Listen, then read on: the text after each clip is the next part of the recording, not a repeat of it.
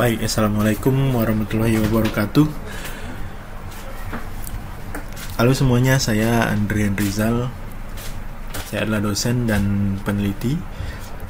Dan hari ini saya akan berbagi informasi mengenai cara yang saya gunakan dalam memilih sebuah topik penelitian. Pemilihan topik penelitian merupakan sebuah langkah awal yang harus dilakukan dengan hati-hati dan penuh pertimbangan. Yang harus dipertimbangkan misalnya adalah keahlian dosen, lama waktu penelitian, serta biaya yang dibutuhkan. Karena salah dalam memilih topik penelitian, apalagi misalnya dalam tugas akhir, skripsi begitu ya bisa jadi kemudian akan memperlama masa studi gitu ya. Yang pertama kita lihat dulu dari keahlian dosennya, karena setiap dosen itu memiliki keahlian yang berbeda-beda sesuai dengan pendidikan dan publikasi karya ilmiah serta penelitian-penelitian yang selama ini dilakukan. Cara untuk mengetahui keahlian dari seorang dosen bisa dilihat melalui profil Google Scholar atau Scopus ya. Dan kemudian topik yang diajukan itu harus disesuaikan dengan bidang keahlian dosen calon pembimbing. Beberapa dosen mungkin akan menolak untuk menjadi pembimbing karena merasa bukan ahlinya, sehingga betul-betul harus diperiksa profil Google Scholar-nya, diperiksa Scopus-nya, diperiksa publikasi beliau, dosen yang berkaitan, apakah topik yang kita ajukan akan sesuai dengan roadmap penelitian dosen tersebut.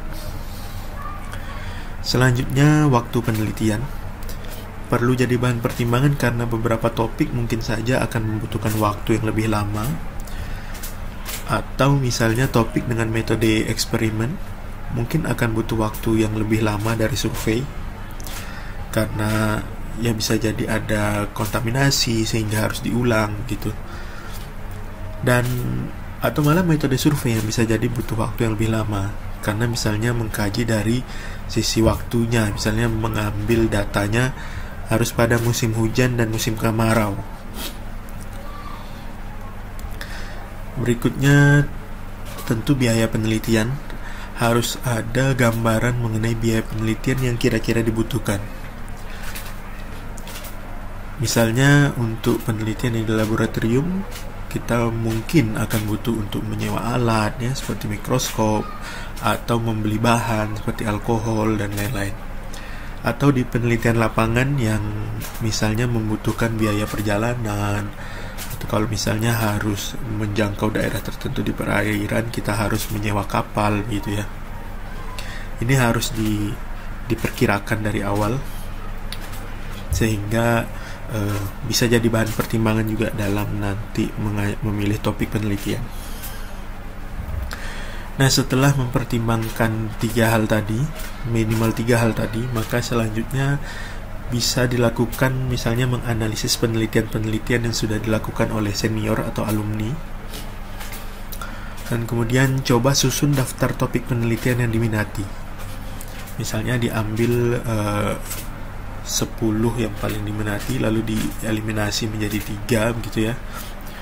Dan juga jangan lupa disesuaikan dengan konsentrasi atau laboratorium, karena beberapa laboratorium mungkin tidak mengizinkan judul-judul tertentu karena dosen-dosen yang tergabung di dalam laboratorium itu memiliki keahlian yang berbeda.